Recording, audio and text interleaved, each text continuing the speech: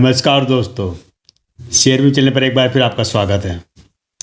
दोस्तों, मेरे एक दर्शक है सुरेश बेनीवाल। इन्होंने एक मुझे कमेंट्स भी लिखा है, साथ ही इन्होंने एक जानकारी मांगी है वीएमएस इंडस्ट्री के ऊपर कि इसमें इन्वेस्टमेंट करना चाहिए या नहीं। मुझे एक बात अच्छी लगी सुरेश जी की, इन्होंने मुझे कुछ जानकारी भेजी है इस कंपनी के बारे में कि जितना इसका मार्केट कैप है उससे दुगना उसका रेवेन्यू आ रहा है, और साथ ही साथ जितना इसका मार्केट कैप उससे आधा इनके पास रिजर्व पड़ा हुआ है, और इसकी जो ऑर्डर बुक खतरनाक है, बुक वैल्यू ज़बरदस्त है। यानी कि पूरी जिन्होंने कुछ जानकारी भेजी वीएमएस इंडस्ट्री के बारे में। तो सूरज जी, मैं आपको बहुत बहुत धन्यवाद कहना चाहता हूँ कि आप भी अब किसी भी शेयर में इन्वेस्टमेंट करने से पहले कंपनी की जानकारी चाहते हैं, और आप खुद भी सर्च करें कंपनी की जानकारी। अच्छी बात है, क्योंकि इन्वेस्टमेंट करने के बाद में अगर आप कंपनी की जानकारी निकालोगे तो कोई मतलब नहीं रहता, क्योंकि आप इन्वेस्टमेंट कर चुके होते हो और मान लो कंपनी की जानकारी में आपको हर चीज़ नेगेटिव नज़र आई तो फिर आपका पैसा फंस सकता है। लेकिन इन्वेस्टमेंट करने से पहले अगर आप कंपनी की जानकारी अगर निकाल रहे हो, सर्च कर रहे हो, तो बहुत अच्छी बात है। इसमें मैं भी आपकी मदद करता हूँ कि आपको पहले कंपनी की जानकारी देता हूँ। तो आज हम जानेंगे कि वीएमएस इंडस्ट्री क्या है और क्या करती है, और क्या इसका मार्केट कैप है, और जो सूरज जी ने जानकारी दी वो कितनी सही है, कितनी गलत है। तभी हम इसका पहले डेटा जान लेते हैं इस कंपनी का। तो ये कंपनी मनोज जैन की कंपनी है, जो गुजरात के अलंग से है। 1991 में कंपनी की स्थापना हुई है। कंपनी बहुत छोटी है, माइक्रो कैप कंपनी है। केवल 102 करोड़ का इसका मार्केट कैप है। ज़्यादा बड़ी कंपनी नहीं है। फेस वैल्यू इसकी 10 रुपये है, और बुक वैल्यू करीब 35-36 रुपये बता रहे हैं इसके अंदर। कंपनी का रेवेन्यू ज़बरदस्त आ रहा है। रेवेन्यू अभी लेटेस्ट रेवेन्यू 91 करोड़ का आया है, और पिछला रेवेन्यू था वो करीब 73 करोड़ का था। उससे करीब ज़्यादा आया रेवेन्यू इनको इस बार। ये भी एक अच्छी बात है कंपनी, जो माइक्रो कंपनी का जिसका मार्केट कैप भी 102 करोड़ का, उसका 91 करोड़ का रेवेन्यू आना है, अपने आप में बताता है कंपनी अच्छी है। लेकिन आगे हम जानेंगे कि कंपनी वाकई क्या अच्छी है या नहीं। तो पूरा वीडियो जरूर देखना है। इसके अंदर प्रमोटर के पास इसके अंदर होल्डिंग है, केवल 38% होल्डिंग रखी है। 2022-23 में इनके पास 68% होल्डिंग थी, जब घट कर 38% रह गई। और पब्लिक के पास जहाँ 2022-23 में 38% थे, अब उनके पास 61% हो गई। यानी कह सकते हैं कि प्रमोटर ने अपनी होल्डिंग बेचते जा रहे हैं और उनको थमाते जा रहे हैं, किसको, पब्लिक को। लेकिन इतनी नहीं, प्रमोटर के पास जो होल्डिंग है उस होल्डिंग में से करीब आधी होल्डिंग प्रमोटर ने गिरवी रखी हुई है।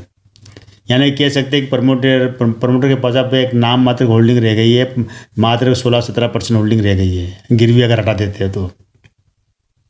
रेवेन्यू की बात करेंगे तो इनका जो सालाना रेवेन्यू आया है 266 करोड़ का आया है। लेकिन प्रॉफिट की बात करेंगे तो प्रॉफिट मात्र 6 करोड़ का ही प्रॉफिट हुआ है। इसका मतलब ये है कि कंपनी कमा तो रही है, लेकिन खर्चे कंपनी के बहुत ज़्यादा है। 266 करोड़ का सालाना रेवेन्यू अगर 6 करोड़ कमा रहे हैं, यानी कि 260 करोड़ रुपये कंपनी का खर्च हो रहे हैं। तो अगर परसेंटेज देखा जाए, अभी इसका अगर देखा जाए तो मात्र 2-2.5% की कमाई हो रही है कंपनी को, ज़्यादा कंपनी की कमाई नहीं हो रही है। एक बात जरूरी कि कंपनी कर्ज मुक्त श्रेणी में आती, मात्र 1 रुपये के मुकाबले 34 पैसे कर्जा देना है। तो कह सकते कंपनी के ऊपर ज़्यादा कर्जा नहीं है, लेकिन कंपनी के ऊपर देनदारियाँ ज़बरदस्त है। करीब 170-80 करोड़ कंपनी के ऊपर टोटल देनदारियाँ भी है। इसको जरूर ध्यान रखना। देनदारी अलग चीज़ होती है, कर्ज अलग चीज़। मैं आपको बता चुका पहले, मैंने कई वीडियो में बताया है कि देनदारियाँ वो होती है कि जहाँ आपके बिजनेस में कोई व्यक्ति पैसा लगाता है, उसमें नफ़े और नुकसान का दोनों का हिस्सेदार होता है। और कर्ज वो होता है जिसमें कंपनी चाहे घाटे में जाए, कैसे भी जाए, जो अगर बैंक से या कहीं से कर्ज ले तो उसको ब्याज से चुकाना ही पड़ेगा। जिसने भी अगर कर्ज दे दिया उसको इस बात से कोई मतलब नहीं है कि कंपनी चल रही है या नहीं चल रही। उसने जो डिसाइड कर चुके होते हैं कि इतना % वो इंटरेस्ट लेंगे तो वो लेंगे ही सही। तो कर्ज होता है और देनदारियाँ होती है बिजनेस में, पार्टनरशिप वगैरह, ये मैं ये कह सकती है एक तरह से। इसका EPS 3.25 का है, जो कि बहुत कम है। कम से कम 10-20 के ऊपर होना चाहिए EPS, बहुत कम है। ROE 9.5 का है, तो ROE कह सकते हैं मतलब कम है। ये दोनों चीज़ नेगेटिव जाती है इसकी। इसका मैंने बताया ना कि एक ही चीज़ जो पॉजिटिव नज़र आई इस कंपनी में कि इसका कर्ज मुक्त कंपनी है, ये चीज़ पॉजिटिव नज़र आए। बाकी इसका EPS कम है, माइनस में जा रहा है, और ROE इसका कम है।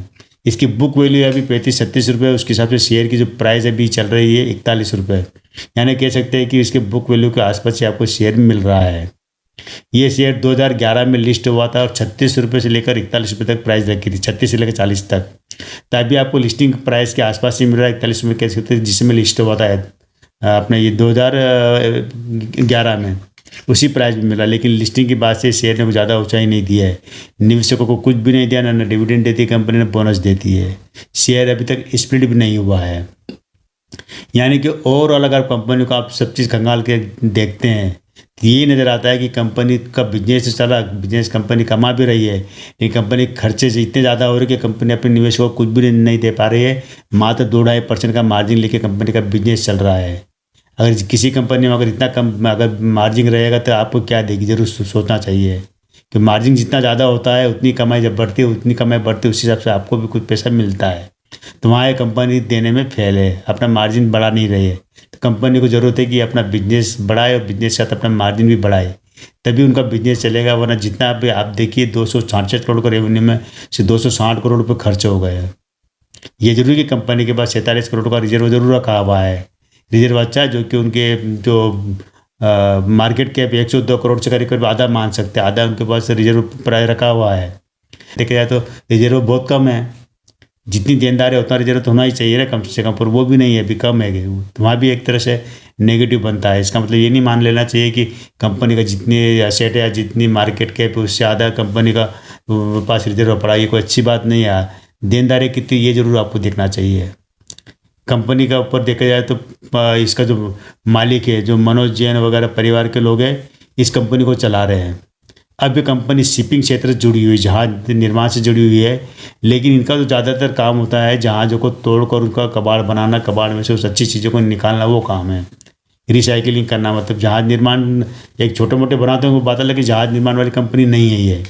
ये कंपनी आपको गुजरात में खंबात की खाड़ी है, वहाँ पर अलग एक जगह अलग। वहाँ पर क्या होता है कि दुनिया भर में जितने भी जो बड़ी बड़ी जो कंट्री होती है, जैसे ब्रिटेन है, अमेरिका है, अरब कंट्री या कहीं से भी रशिया वगैरह, तो वहाँ पर क्या तो पुराने जो जहाज़ हो जाते हैं, जो जिनकी मतलब जो एक्सपायरी डेट निकल जाती है, जिनकी एक्सपायर हो जाते हैं, तो उनको चलन से बंद कर देते हैं ऐसे जहाज़ों को। और वो जो जहाज़ आते हैं वो क्या कि उन देशों में नहीं तोड़ते, वहाँ पर क्या प्रदूषण के लिए बहुत ध्यान देते हैं। वो एक जहाज़ को तोड़ने में बहुत प्रदूषण वगैरह फैलता है, तो वो क्या करते हैं कि उन जहाज़ों को कबाड़ के भाव में हमारे भारत जैसे देशों को दे देते हैं। भारत में भी है, पाकिस्तान में भी है, बांग्लादेश में भी है। ऐसे जो दुनिया भर में जो जहाज़ जो कबाड़ हो जाते हैं, जो ख़राब हो जाते हैं, उन जहाज़ों को खरीद के ले आते हैं ये लोग। कौड़ियों को दाम में मिलते हैं वो जहाज़। और उन जहाज़ों को लाकर क्या करते हैं, उनको तोड़ने के बाद क्या होता है, उनके अंदर जितना भी अच्छा सामान निकलता है जो वापस यूज़ हो सकता है, तो उनको रंग रोगन करके मार्केट में बेचने के लिए निकाल देते। वो आपने सुना होगा शिप फर्नीचर, तो वो यही होता है, जहाज निकला हुआ था जिसको शिप फर्नीचर के नाम से जाना जाता है। इसका जितना लोहा लंगड़ वगैरह जो मिलता है निकलता है, उसको उन लोहा बनाने वाली कंपनी को दे दी जाए, जहाँ तांबा निकलता है, पीतल निकलता है, उसका अलग उपयोग होता है, मतलब अलग। बाकी इसके बाद जो भी लकड़ी वगैरह काम में आती है, उस लकड़ी से कई छोटे मोटे जहाज बना लेते हैं वापस। अगर नहीं काम आते तो उसको वापस भी टुकड़े करके जलाने के लिए इनके काम करते हैं। कहने का मतलब कि जहाज़ को पूरा तोड़ने काम करते हैं, ये इनका बिजनेस है। तो आप जहाज निर्माण से इसको ना जोड़ें। जहाज निर्माण नहीं है, केवल जहाज का रिसाइकिल करना, पुराने जहाज़ों को तोड़ना, वो काम हो रही बहुत बड़े पैमाने पर चलता है। और अब ये हमारे जैसे देश में ये बिजनेस ज़्यादा है पूरे। आप देखे जाए तो कई लोग करते हैं। गुजरात में आप बंदरगाह उधर जाओगे तो आपको बहुत मिल जाएंगे इस तरह के। तो गुजरात में है, पाकिस्तान है, बांग्लादेश, श्रीलंका, इस तरह काम होते चलते रहते हैं। तो एक तरह से देखा जाए तो इस कंपनी को हम कोई खास नज़र नहीं आता मुझे इस कंपनी में इन्वेस्टमेंट किया जाए। कंपनी बहुत छोटी है, माइक्रो कैप कंपनी है, मार्केट के भी 102 करोड़ का, उसके हिसाब से शेयर की प्राइस तरह से बहुत ज़्यादा है, कम नहीं है। मेरे जो दर्शक सुरेश जो बेनीवाल ने जो लिखा है, तो एक बात मैं बता देता हूँ कि आपको ने ज़रूर इसकी चीज़ें अच्छी अच्छी लग रही होगी कि इसमें बहुत बुक वैल्यू खतरनाक है, इसका ऑर्डर बुक खतरनाक है, इसका रिजर्व ज़बरदस्त है इनके पास, इनका रेवेन्यू ज़बरदस्त आ रहा है। लेकिन वो चीज़ आप इसमें कुछ चीज़ें जो पॉइंट करना चाहिए, उसका जरूर ध्यान देना चाहिए कि कंपनी का आ कितना रहा, जा कितना रहा, 1 रुपये में से कितना पैसा खर्चा हो रहा है, कितना पैसा आ रहा है और कितना बच रहा है। उन चीज़ों पर जरूर ध्यान रखें कि बचत ही कंपनी की एक तरह से अच्छा माना जाता है। अगर बचत में नहीं कंपनी तो उसको हम लॉस मेकिंग की श्रेणी में रखते हैं। हालांकि इनकी बचत हो रही है, लेकिन नाम मात्र की बचत है। 1 रुपये के मुकाबले केवल 2 पैसे की बचत है इनकी, 2 पैसे की।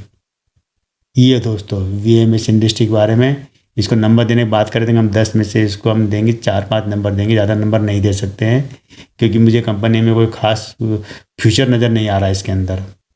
हाँ, अगर ये बड़ा बिजनेस को करते वापस, इनका पहले एक और बिजनेस था, पहले बिजनेस इनका जो फाइनेंस का काम था बहुत पहले, जब 91 में स्टार्ट करते तब से। लेकिन अभी ये जहाज इससे जुड़ गए इस काम से, पुनर्चक्रण से। तो ये दोस्तों आज केवल इतना ही। कल फिर मिलेंगे अपने नए वीडियो के साथ नई जानकारी से। तब तक मेरे चैनल पे बने रहिए, शेयर कीजिए, सब्सक्राइब कीजिए। आज केवल इतना ही।